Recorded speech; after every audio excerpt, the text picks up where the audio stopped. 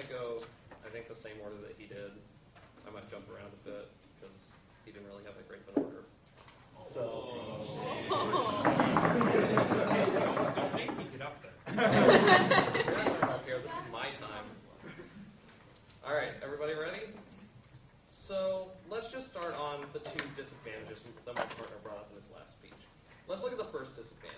Specifically, the argument was that by increasing funding to Discovery Park, well, that money has to come from somewhere. Where's that money going to come from? The two likely candidates are high schools and infrastructure. Now, they get up here and they say, well, look, the infrastructure problem is just too big to solve. But they don't give a reason why we can't try and solve it. Infrastructure is not something where if you don't solve it completely, it's not solved. If I build a road, I've still built a road, and that still helps people. Even if I haven't fixed every pothole in every road in Indiana, it still helps people to try and build that road and make progress.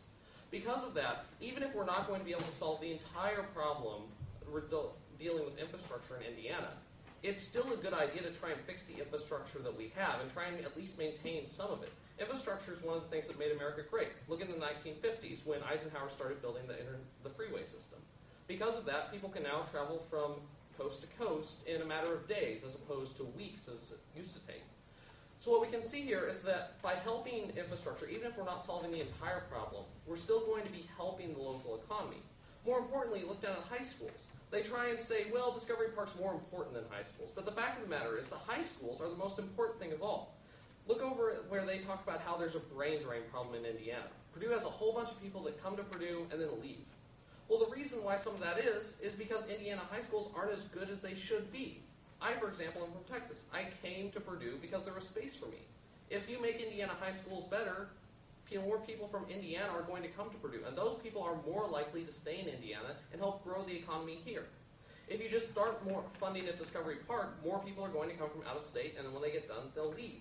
If you make the Indiana high schools better and solve the root problem, poor education at home, and you make that better, people will come to Purdue, and they'll start staying at Purdue. Yes?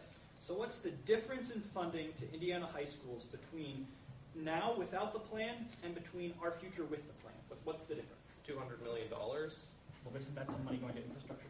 Okay, $100 million. That's still a lot of money. What's the budget for Indiana high schools? I don't know. I'm not from Indiana, like I said. I presume it's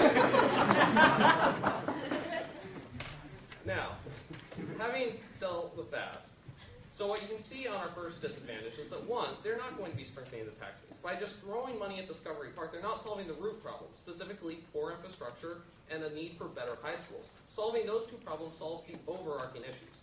Now let's look at the second disadvantage. They tell you that, well, by allowing professors to work with startup companies, we're actually increasing academic freedom. But they're missing the point of the argument. The point of the argument is that at the point where this money is coming from government funds, the money is going to be subject to politics, just like everything is in government. You go to the government, and perhaps you're doing some sort of research that someone in the government doesn't like. Perhaps someone in the government doesn't like you on a personal level. There are all sorts of things that you have to go through to get a government grant. And at any one of those steps, if there's some sort of politics that come into play, you can be stopped and kept away from that government grant. Because of this, we're going to prefer corporate grants. Furthermore, they talk about how we should give more money to small businesses in order to promote research and development. But the fact of the matter is that the largest corporations that do research and development do far more R&D than most small businesses. Microsoft, for example, does huge amounts of research and development.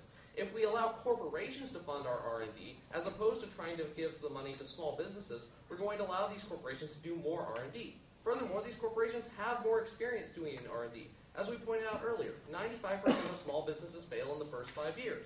And that's not to say that out of the 40 small businesses that are currently being done in Discovery Park, that we should just throw all the money away because only 2 of them will succeed.